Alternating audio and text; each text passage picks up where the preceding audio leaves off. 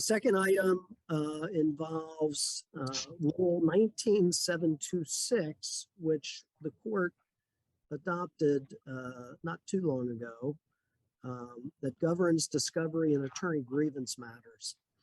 And this issue arises in the context of a pending attorney grievance case, Judge Wilner.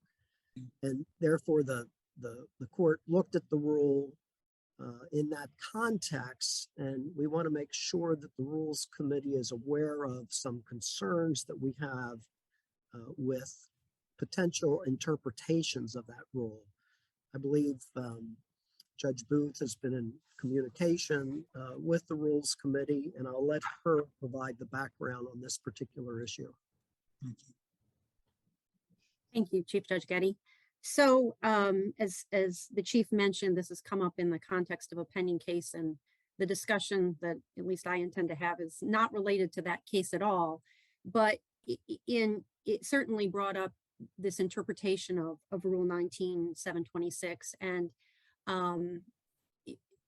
several members of the court expressed concern, and I had a conversation with both Judge Wilner and Ms. Haynes about the rule, in which I explained some of my concerns, which were that I was under the impression when we were considering the recent amendments to 19726 that we were really dealing with two issues. One was corporate designee depositions of the Attorney Grievance Commission, and I could certainly understand why we want to limit their use in these proceedings or prohibit their use in these proceedings. And reading the revisions, it was my reading at least, that we were establishing a floor as opposed to a ceiling with respect to the discovery, the Attorney Grievance Commission's open book policy, if you will, of discovery, kind of akin to what is done in a criminal case. Of course, we're not dealing here with a criminal prosecution, they're civil cases. And I had a concern that there is an interpretation of this rule whereby it could be construed that the discovery rules, the civil discovery rules, no longer apply to the Attorney Grievance Commission. And it caused me to consider a case that the court just unanimously decided, where interrogatory requests for production of documents and particularly requests for admission, and in that case, even the deposition of the former bar counsel, the court found to be appropriate and were very effective discovery tools that in part resulted in the dismissal of that case. So with these concerns in mind, I had a conversation with Judge Wilner and Ms. Haynes. And as a result of those discussions, they prepared a draft of what some amendments might look like. These have not been, we've not discussed them as a court, nor have they been referred to the Rules Committee. But because we had this meeting on our agenda, I thought it would be good for the court to discuss the issue, and if there's an interest in proposed amendments, give some direction to Judge Wilner, who in turn could formally propose an amendment that could be considered by the Rules Committee and brought back to the court for consideration. So that's kind of the background as I see it. So this would be a referral from the court. Any other member of the court wish to make a comment on this topic? Chief Judge Getty, yes, I do. I had a couple of potential questions. Let me see if I can try to provide some clarity on my thoughts. Have there been any complaints from judicial disabilities regarding the obligation to respond to discovery requests addressed to them? Because if equal discovery requests appear to work for judicial disabilities, then wouldn't it be incumbent upon the petitioner, in this case, the Attorney Grievance Commission, to show or demonstrate to us why the Attorney Grievance Commission should not be accorded the same discovery treatment or receive different discovery treatment.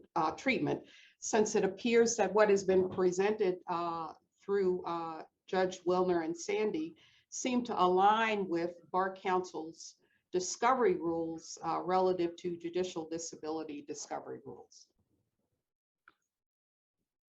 So I'll clarify just in terms of this meeting. We have had discussions with the Rules Committee with regard to the wording of this rule as it came up in the context of one attorney grievance matter. The Rules Committee responded not with a formal revision, but with some background material that indicated that this rule could be rewritten along the same lines as the judicial disability discovery rules.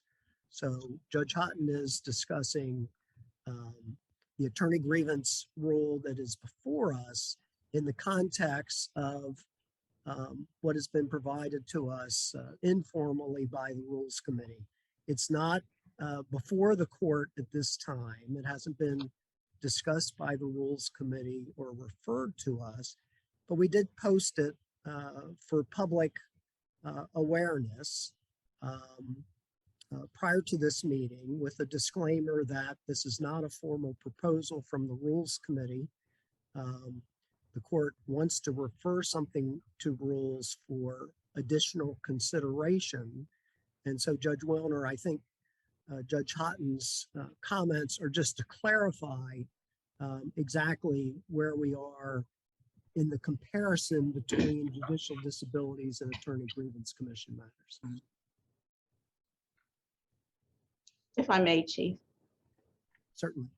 My observation is that as a result of the recent amendments to Rule 19-726, respondents in disciplinary proceedings no longer have access to the use of civil discovery provisions under a possible reading of the revisions to Rule 19-726.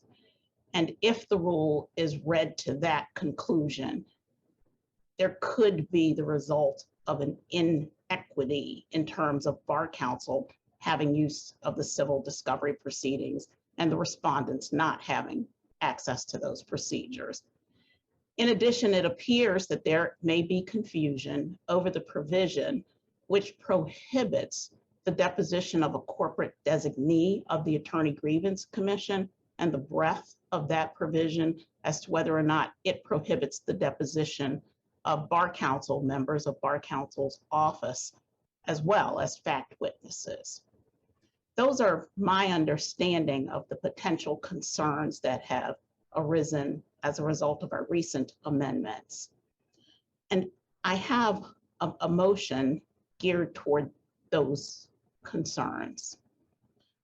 I would move that Rule 19-726 be referred to the Rules Committee to propose revisions to clarify that, 1, respondents in disciplinary proceedings may use, are permitted to use, civil discovery provisions under Title II, Chapter 400 of the rules.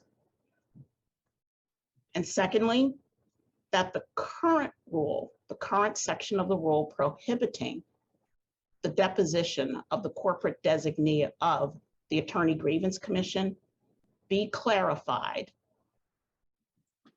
to make clear that Bar Counsel, members of Bar Counsel's office, and members of the Attorney Grievance Commission may be deposed as fact witnesses in disciplinary proceedings in accordance with the rules that govern depositions.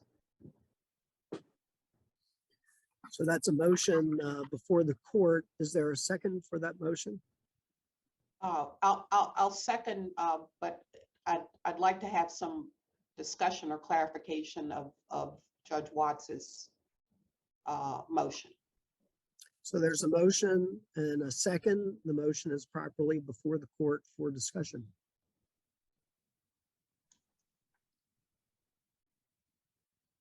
Well, Judge Houghton. Go ahead. Just, Judge Watts, just a point of clarification, because as I review Rule 1303, an oath may be made either by a person swearing to their personal knowledge of the truth of the contents of the document, or by swearing, I solemnly affirm under the penalties of perjury that the contents of this document are true to the best of my knowledge, information, and belief. I only raise that because personal knowledge, as I read 1304, is not required relative to an oath.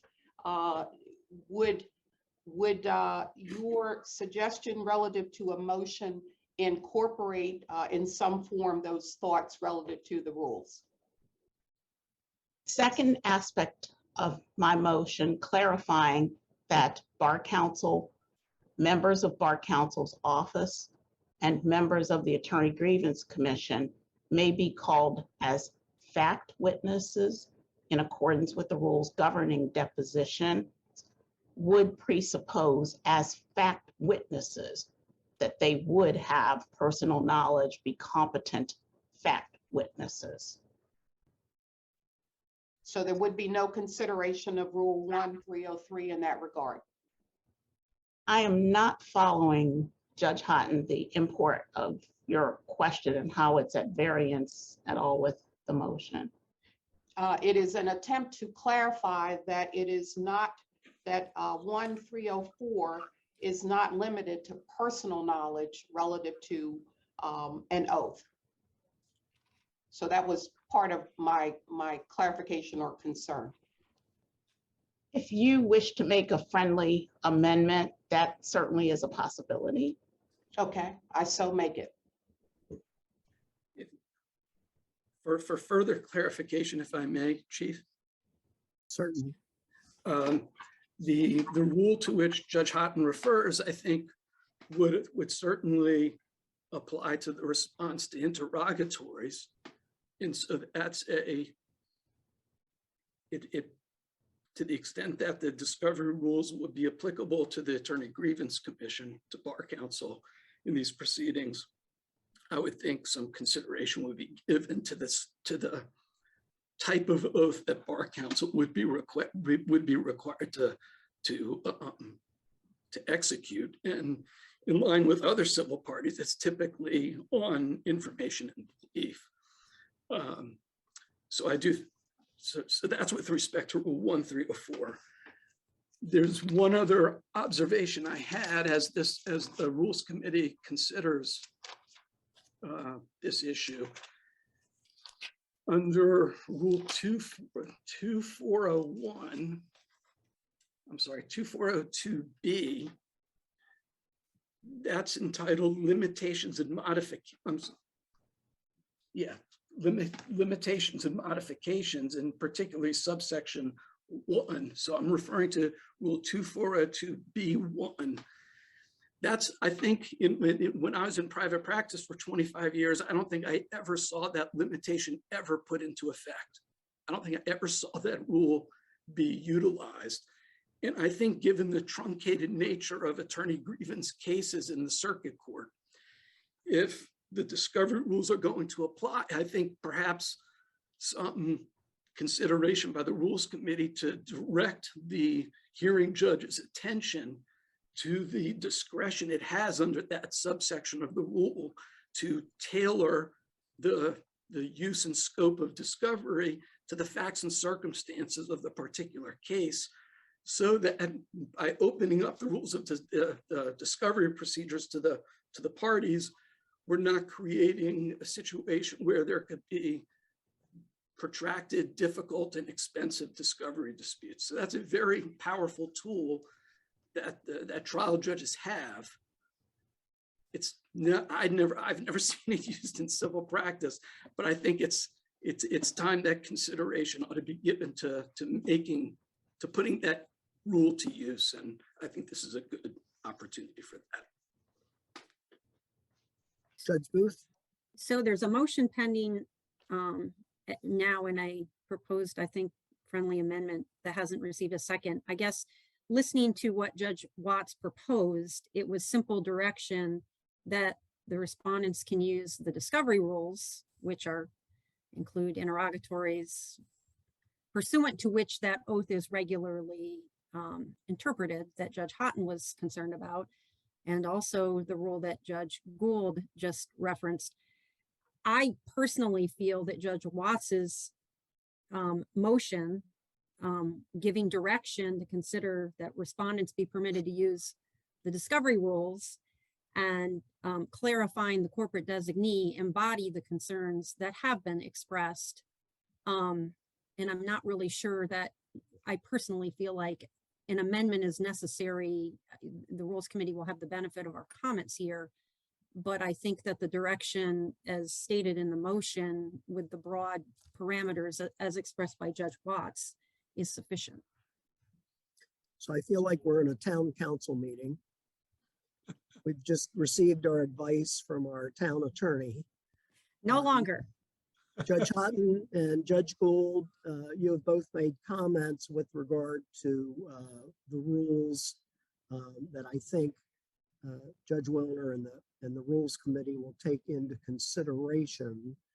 I think that Judge Houghton, we don't need to amend the current motion for a referral in order for you to have satisfaction that those issues are taken up. If that's okay with you on your amendment.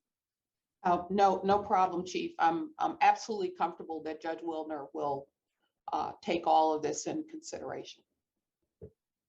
So we have the original motion by Judge Watts. Is there any additional discussion with regard to this referral or any other matter that you would like Judge Wilner and the Rules Committee to be considerate of when they look at this referral?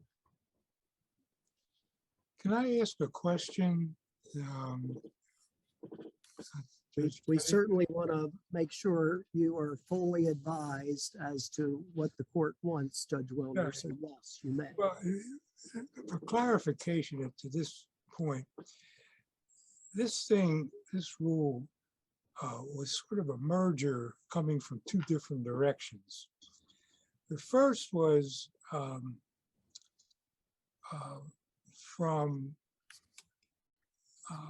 Linda Lamone that concerned the representative deposition, taking the deposition of a member of the Attorney Grievance Commission. And as a to clarify, Judge Wilner, just for any members of the public watching, this was a consideration of Linda Lamone in her role as chair of the Right. Attorney Grievance Commission, not in her other role as state administrator of elections. Oh, right. I that just is correct. wanted to put that on the record. Yes. And there was a good bit of discussion about it.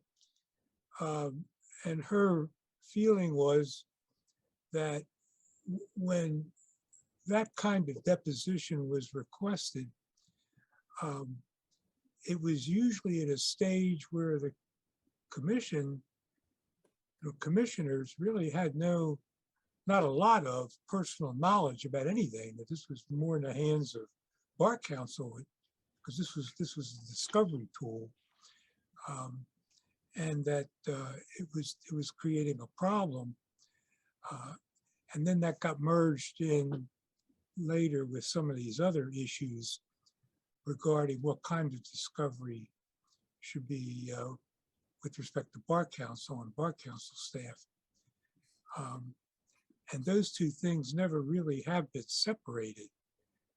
I think the Rules Committee was of the view then that they found merit in what Ms. Lamone was saying with respect to a representative of the whole commission, when none of them had personal knowledge of a lot of what was being requested. That was still in the hands of a bar counsel. And this is a question, is the court asking the committee to do anything about that? Or is it just, or more what kind of discovery and what forms of discovery should be allowed of Bar Council and Bar Council staff.